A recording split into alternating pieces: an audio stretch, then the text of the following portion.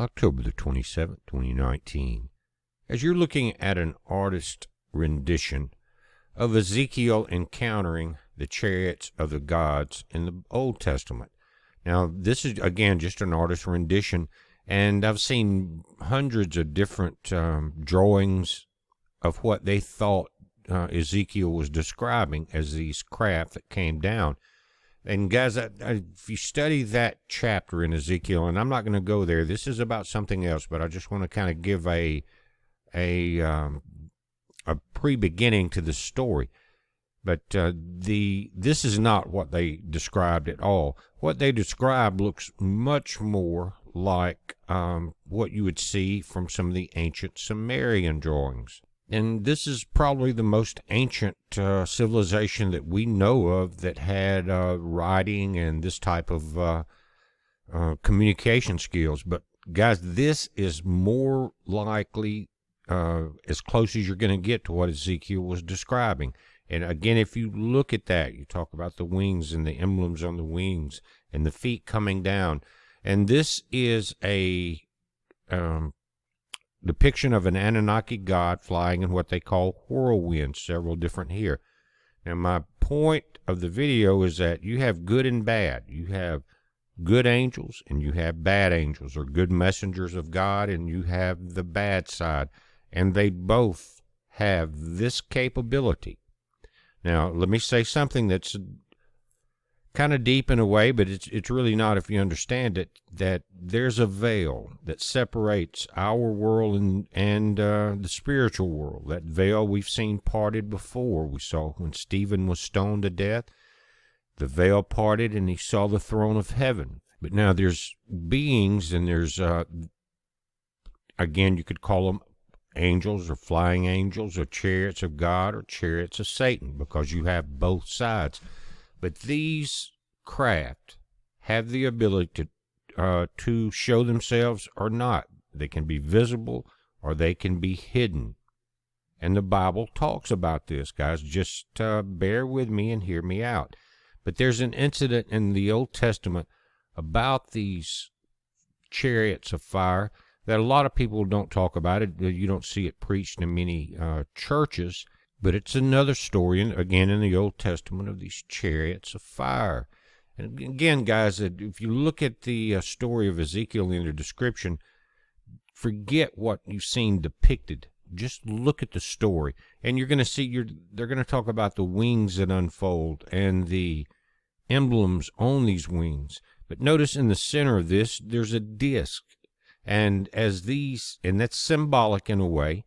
But in Ezekiel, as these craft landed, these wings spread out, and you saw emblems on them. And you guys, that's still in effect today. You see the U.S. Air Force emblems on the wings of planes. You understand what I'm talking about. Now, I want to go into the Old Testament and show you something, because I don't want your hearts failing you on what's coming upon this planet. And you've got to understand, when Christ comes, what you're going to be seeing. When these angels that come for the harvest, what you're going to be seeing. Don't let someone tell you that this does not exist. Most people, if they say it doesn't, it's because they don't have the eyes to see or ears to hear, and they lack the understanding. Okay? But don't do that to yourself. Pay attention to history, pay attention to the Old Testament, and pay attention to the New Testament. But let's go back a moment, because what we're seeing here is real. Okay? You've got good and bad, though. And my encounter, and I've mentioned it to you several times, and guys, if you haven't seen that video, just say something in the comments about my encounter with 16 of these chariots of fire, and I'll find it and put it back up there. I don't want to go into that. It's a long video, but it happened to me, so this is very important. And it was everything that happened to me in that event had been going on for a few months, and that's how it ended, with them through the studies that I was doing and the travels that I was going through, even including up towards Dulce, New Mexico, and down in Phoenix where the Phoenix Lights were. When all was said and done and this happened to me, I understood. and I want you guys to understand. But let's go back to the Old Testament.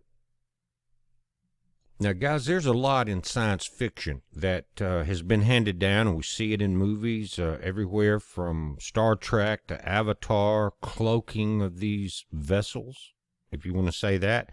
And it all comes from the Bible. Shakespeare comes from the Bible. All of these movies that you see come from a higher source and stories from the Bible. But I want to talk about Elijah for a moment. And this is 2 Kings 6:8. And you're looking at one of the best free Bible tools that I know of, called esword.com. But let's read this. It says, again, 2 Kings 6:8. Then the king of Syria warred against Israel, and took counsel with his servants, saying, in such a place shall be my camp. And the man of God sent unto the king of Israel, saying, beware that thou pass not such a place, for thither the Syrians are come down. What they're saying is here, the king of Syria was trying to trap the king of Israel, but something kept happening. They say he's here, camped there, but when we get there with the army, he's not there. We can't capture him. And the king of Israel sent to the place which the man of God told him, and warned him of, and saved him there not once nor twice. More than that. Therefore the heart of the king of Syria was sore troubled for this thing. And he called his servants, and said unto them, will you not show me which of us is for the king of Israel? Who is leaking? Sound familiar? Who is leaking the information? Who hears for the king? And one of his servants said, none, my lord, O king, but Elijah, the prophet that is in Israel, telleth the king of Israel the words that thou speakest in thy bedchamber. He knows it all. Elijah was a very special prophet, guys.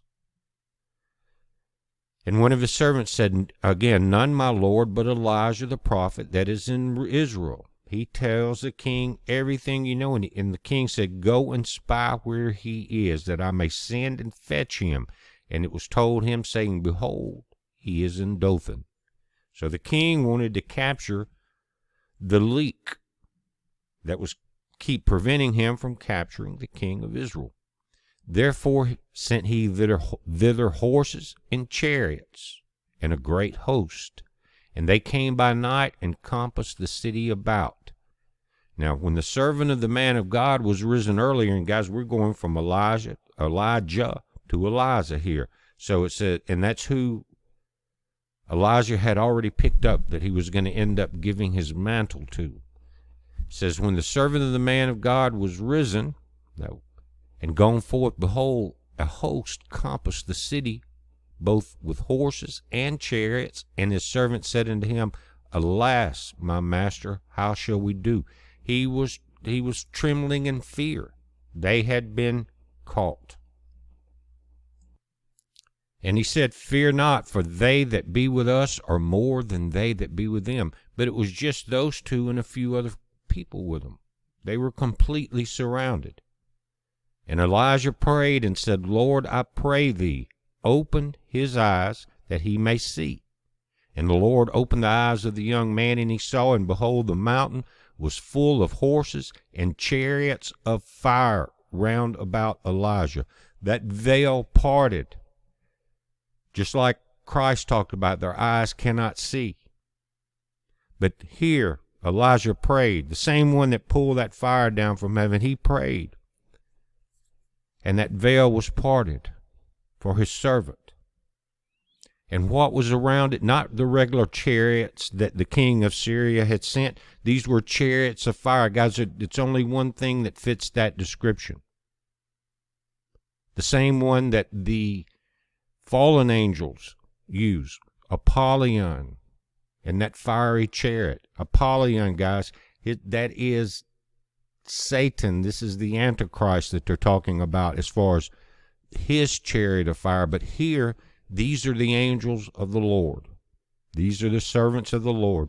This is their ability to cloak or uncloak. And it really, they're there all the time. It's just the cloaking is in God opening your eyes. Again, I pray thee open his eyes that he may see. And the Lord opened the eyes of the young man, and he saw, and behold, the mountain was full of horses and chariots of fire round about Elijah. And when they came down to him, the chariots of the Syrians, Elijah prayed unto the Lord and said, Smite these people, I pray thee, with blindness. And he smote them with blindness according to the word of Elijah. Elijah was a very powerful being. And Elijah said unto them, This is not the way, neither is this the city. Follow me, and I will bring you to the man whom you seek. But he led them to Samaria. He didn't lie to them. They were there to get him, but really it was to get him so that they could end up trapping the king of Israel. So he actually told them the truth. He led them to the man that they really sought. And the king of Israel said unto Elijah, when he saw them, My father, shall I smite them? Shall I smite them? And he answered and said, Thou shalt not smite them. Wouldest thou smite those whom thou hast taken captive with sword, and with thy bow set bread and water before them, that they may eat and drink, and then send them back to their master, the king of Syria? And so he did. He prepared great provision for them, and when they had eaten and drunk, he sent them away, and they went to their masters. So the bands of Syria, what did they do after that? They came no more into the land of Israel. Why? Because God blinded them at the command or at the prayer of Elijah. And then they were freed. But what did they never want to do again? They never wanted to set foot back there. They never wanted to go through that again, and that message was spread far and wide. So when you think that you're surrounded by the enemy, realize, even though your eyes cannot see through that veil at that moment, the Lord may open them when he sees fit, when it gets down to that time. But remember, these chariots of fire are there. These are angels of the Lord.